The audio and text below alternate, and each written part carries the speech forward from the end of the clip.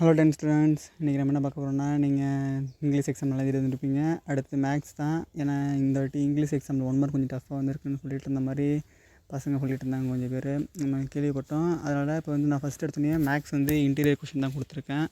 ஏன்னா மேக்ஸில் சென்டம் எடுக்க வேண்டிய ஸ்டூடெண்ட்ஸ் எதில் அவங்க லாக் பண்ணுவாங்கன்னா, கம்பல்சரி கொஷின்ஸ்லையும் அந்த 2 1 மார்க்ஸ் மட்டும்தான் அவங்க லாக் பண்ண முடியும். நீங்கள் இந்த 1 மார்க்ஸ்லேருந்து உங்களுக்கு கம்பல்சரி அந்த 2 1 மார்க்ஸில் கண்டிப்பாக கொடுத்துருவாங்க. ஏன்னா இதுலேருந்து தான் கேட்கணுன்ட்டு எங்களுக்கு ஒரு இது வந்துருக்கு. ஏன்னா ஒவ்வொருத்தவங்க ஒரு மாடல் கொஷின் எடுக்கும்போது எங்களுக்கு இந்த இதுலேருந்து நாங்கள் கொஷின் கேட்போம். இதில் உள்ளதெல்லாம் நீங்கள் தரவாக படிச்சுக்கோங்க. உங்களுக்கு இதுலேருந்து கம்பல்சரியாக அந்த 2 1 மார்க்கையும் உங்களால் அட்டன் பண்ண முடியும். நாளைக்கு கம்பல்சரி சம்ஸ் அட்டன் பண்ணுறேன். அடுத்து இம்பார்ட்டன்ட் சம்ஸ்லாம் நம்ம வீடியோவில் ஏற்கனவே அப்லோட் பண்ணியிருக்கோம்.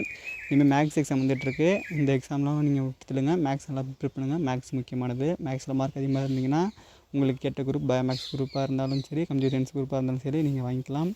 அதனால் நீங்கள் மேக்ஸ் கொஞ்சம் நல்லா பார்த்துக்குங்க. நான் உங்களுக்கு இந்த 1 மார்க் கொஷின்ஸ்லாம் நீங்கள் தரவு பண்ணி பார்த்துக்குங்க.